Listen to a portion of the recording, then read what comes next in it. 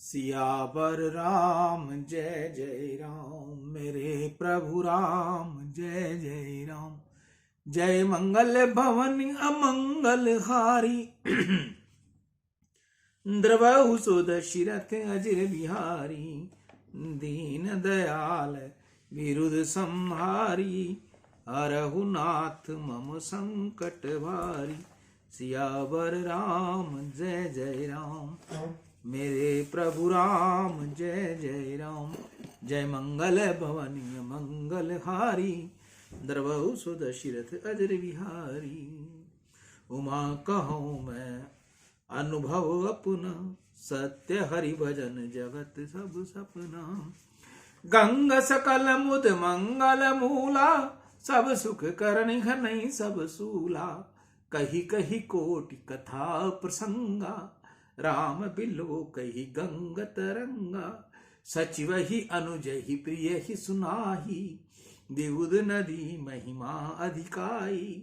मजनु कीन पथ शम गयहु, सुचि जल पियत मुदित मन भयहु।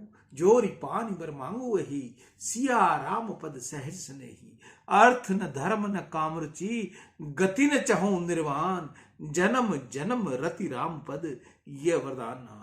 सीता राम चरण रति मोरे, अनुदन बढ़हु अनुग्रह तोरे। बोल गंगा मैया की जय, सियावर रामचंद्र भगवान की जय। आज का पंचांग मैं ईशु हरवानी ईश्वर तुलसी की माला गंगा दर्शन से रोज आपको गंगा दर्शन लाइव दिखाता हूं, जिसके साथ मैं आपको रोज पंचांग बताता हूं। आज का शुभ पंचांग फागुन मासे कृष्ण पक्षे एकादशी बुधवार, विक्रम संवत 2080, तदनुसार 6 मार्च 2024।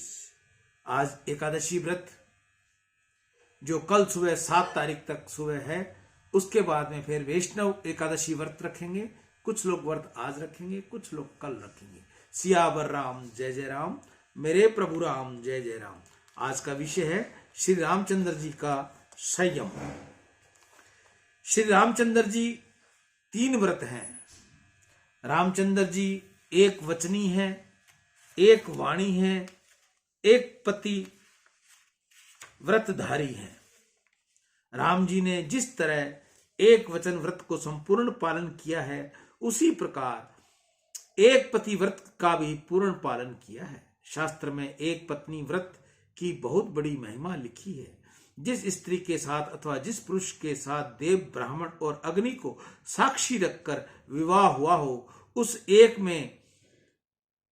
एक स्त्री में अथवा एक पुरुष में काम भाव रखकर धर्म की मर्यादा रहकर जो काम सुख भोगता है, जिसका मन एक जगह स्थिर है, एक में ही जो काम केंद्रित करता है तथा अन्य सब स्त्री पुरुषों को निष्काम भाव से सीता राम जी की भावना से भगवत भाव से देखता है, वह ग्रस्त होता हुआ भी साधु है। वह काम सुख भोगने पर भी ब्रह्मचारी है। बिगड़े हुए मन को एक खूंटे से बांधने के लिए विवाह होता है। विवाह काम का नाश करने के लिए है।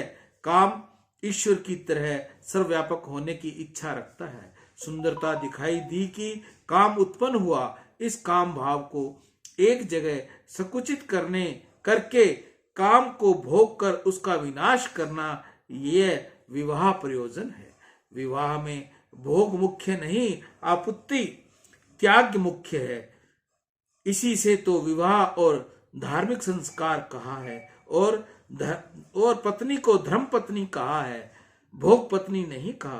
काम का विकास नहीं, आपुति विनाश, ये दाम्पत्य जीवन का आदर्श है। श्री गोस्वामी तुलसीदास जी महाराज का चरित्र तुम जानते हो।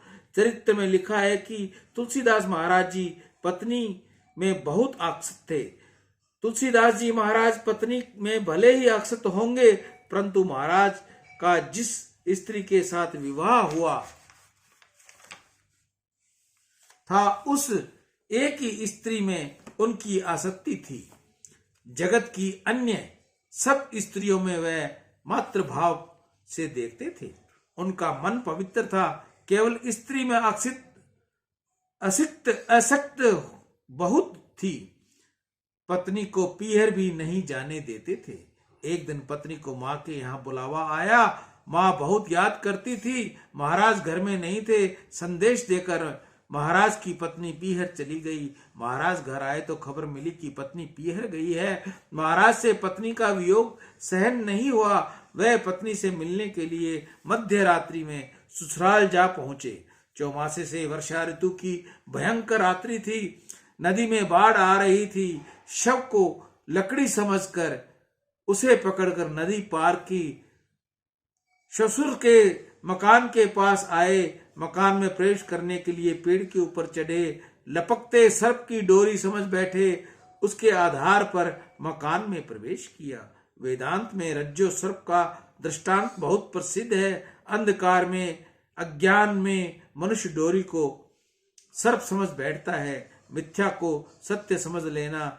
यहाँ तो अतिशय आसक्ति के तुलसीदास जी को सर्प में डोरी दिखी। तुलसीदास जी बहुत कष्ट सहन करके, संकट पार करके पत्नी के पास पहुंचे। उसे आश्चर्य हुआ।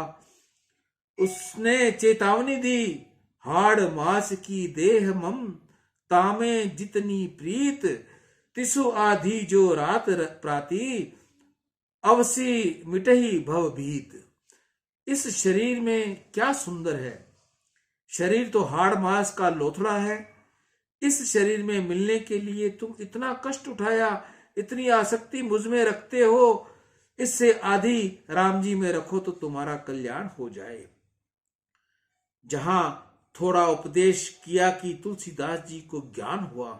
इतनी आसक्ति पत्नी में थी, उतनी प्रभु में हो गई तो अनेक में आसक्त वह किसी भी भक्ति नहीं कर सकता। मन को एक ही स्त्री में, एक ही पुरुष में रखने के लिए विवाह है। सुंदर बहुत दिखते ही मन बिना कारण कूदने लगता है। मन को ऐसी कुटेव पड़ती है कि सुंदर वस्तु दिखते ही वह उसके पीछे दौड़ता है, उसका चिंतन करता है।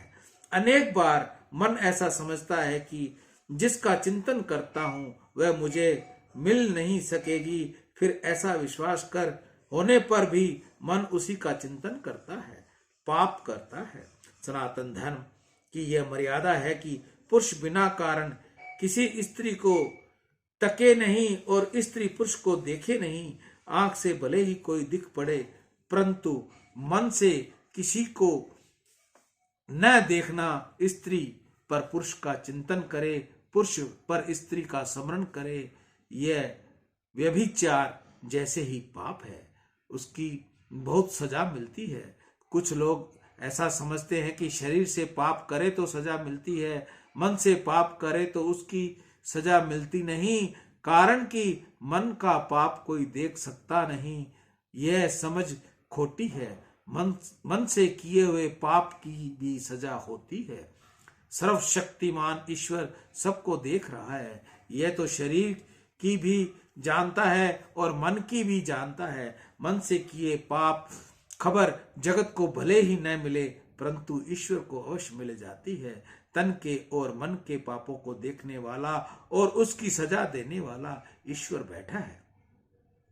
श्री राम सदाचार की मूर्ति है, संयम की मूर्ति है। संयम कैसा होना चाहिए यह तो राम जी ने जगत को बताया है। आंख का संयम, जीभ का संयम, कान का संयम, सर्व इंद्रियों का संयम राम जी ने पालन करके बताया है। मनुष्य को संपत्ति थोड़ा सुख देती है, परंतु इंद्रियों का संयम बहुत सुख देता है। सुख खूब ध्यान में रखो कि तुम मालिक हो और इंद्रियां नौकर है। तुम नौकरों के अधीन होकर नौकर तुम्हारे अधीन है। तुम जहां जाते हो वहां नौकर जाता है, अथवा नौकर जहां जाता है वहां तुम जाते हो। मनुष्य बोलता है मेरी आंख, मेरी जीभ, मेरा मन। इसका अर्थ यह होता है कि मैं मालिक हूं। आंख, जीभ, मन ये मेरे सेवक हैं। इंद्रियां नौकर है। तुम इंद्रियों के अधीन रहोगे तो इंद्रियां तुम्हारी शत्रु सिद्ध होंगी, परंतु इंद्रियां तुम्हारे अधीन रहेंगी तो वह मित्र बनी रहेंगी। राम जी कभी किसी स्त्री को आंख ऊंची कर देखते नहीं।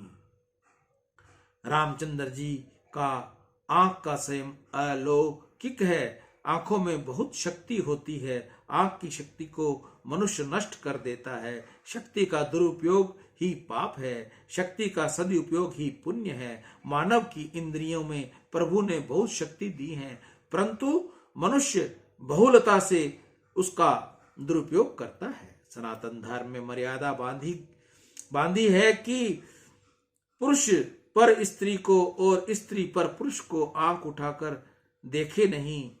खूब ध्यान में रखना कि जिसे तुम आंख से देखते हो उस चित्र तुम्हारे मन में बस जाता है।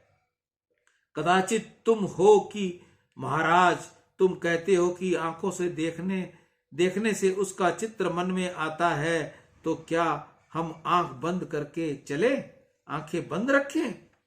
आंखें बंद रखोगे तो व्यवहार चलेगा नहीं, परंतु दृष्टि में भेद है। दृष्टि दो प्रकार की होती है, अपेक्षात्मक और उपेक्षात्मक। तुम्हारे घर से यहाँ आने में रास्ते में पड़ा हुआ कचरा दिखाई दिया होगा, उस कचरे के ऊपर तुम्हारी नजर तो गई होगी, परंतु कचरे को तुम उपेक्षा भाव से देखते हो। इस जगत को महापुरुष उपेक्षा भाव से देखते हैं। संत जन अपेक्षात्मक दृष्टि केवल ईश्वर में रखते हैं। किसी स्त्री अथवा पुरुष को तुम अपेक्षा भाव से देखोगे कि यह बहुत सुंदर है, इसमें सुख मिलेगा, तो तुम्हारा मन बिगड़ेगा। कोई स्त्री सुंदर नहीं, कोई पुरुष सुंदर नहीं, सुंदर तो श्री राम है। जगत कदाचित सुंदर हो सके, परंतु जगत का सौंदर्य बहुत टिकता नहीं। यह फूल हमको सुंदर दिखता है, 2-4 घंटे पीछे ये कुम्हला जाता है। कुम्हलाने के पीछे क्या फूल सुंदर लगता है? फूल जैसे कुम्हलाता है, उसी तरह समस्त जगत कुम्हलाता है। जगत में केवल एक श्री राम ही नहीं कुम्हलाते। राम जी को कहा गया था कि आने वाले कल में तुम्हारा अभिषेक होना है। यह सुनकर राम जी प्रसन्न हुए नहीं और राजा अभिषेक के मुहूर्त में वन में गए और तनिक भी नाराज हुए नहीं। तुमको कोई कहे कि कल तुमको 1 लाख रुपए मिलेगा, तो क्या तुम्हें रात्रि भर निंद्रा आवेगी? तुमको कोई भोजन के लिए निमंत्रण दे कि आने वाले कल हमारे यहाँ भोजन करने पधारना, 12-1 बजे भूख लगे और तुम जीमने जाओ, उस समय निमंत्रण देने वाला हाथ जोड़कर कहे यहाँ तो सब पूरा हो गया, जय श्री कृष्ण, अब तो घर पधारो, तुम्हारे क्या दशा होगी? फोटो लेने लायक चेहरा हो जाएगा। मन में विचार आवेगा कि मुझे भोजन का निमंत्रण दिया था, अब मेरे अपमान किया है। छोटी छोटी बातों को तुम्हारे मुख में कांति बिगाड़ उठती है, अथवा तुम कुम्हला जाते हो। राम जी ने कहा गया कि कल तुमको पृथ्वी का राजा बनाना है। वैसे ही सुनकर राम जी की शीख मुख में वृद्धि नहीं हुई और राजा अभिषेक के मुहूर्त में जब वनवास मिला तब उनकी मुख श्री कुमलाई नहीं। श्री राम सुंदर हैं। श्री राम जी का सौंदर्य सदा स्थायी रहने वाला है। जगत सुंदर नहीं, कदाचित यह सुंदर दिखे तो इसकी सुंदरता स्थिर रहने वाली नहीं है। राम जी किसी पर दृष्टि डालते नहीं। कदाचित किसी स्त्री पर नजर जावे तो राम जी मातृ भाव रखते हैं। यह हमारी माँ है। प्रत्येक स्त्री को मातृभाव से देखता है, वह राम जी को सुहाता है। जगत में स्त्री पुरुष को काम भाव से देखने वाला ईश्वर को तनिक भी सुहाता नहीं। तुम्हारी आंख में काम है या राम है? तुम जगत को काम भाव से देखते हो या राम की भावना से देखते हो? ये परमात्मा की आंखों को सबसे समान रूप से ही दी है। धन देने में कदाचित विषमता की हो, परंतु गरीब श्रीमत सबको प्रभु की आंख से एक समान दी है। भक्ति में आंख मुख्य है। पाप का आरंभ आंख से ही होता है और भक्ति का आरंभ आंख से ही होता है।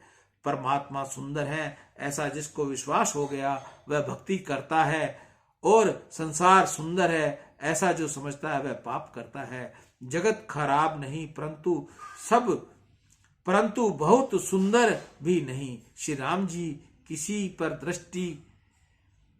पर भी दृष्टि नहीं डालते, बिना कारण किसी को ताकते नहीं। राम जी प्रत्येक स्त्री में मात्र भाव रखते हैं। सियावर राम जय जय राम, मेरे प्रभु राम जय जय राम। जय मंगल भवनी अमंगल हारी, द्रवहु सो दशरथ अजिर बिहारी। दीन दयाल विरुद्ध संहारी, हरहु नाथ मम संकट भारी। सियावर राम जय जय राम, मेरे प्रभु राम जय जय राम। जय मंगल भवनी मंगल हारी, द्रवहु सो दशरथ अजिर बिहारी। दीन दयाल विरुद्ध संहारी, हरहु नाथ मम संकट भारी। मेरा चैनल तुलसी की माला इशू व गंगा दर्शन इशू जिस माता बहन ने भाई ने अभी तक सब्सक्राइब न किया हो, कृपया वह सब्सक्राइब करें, बेल आइकन दबाएं और सबसे पहले गंगा दर्शन का पंचांग पाएं। राम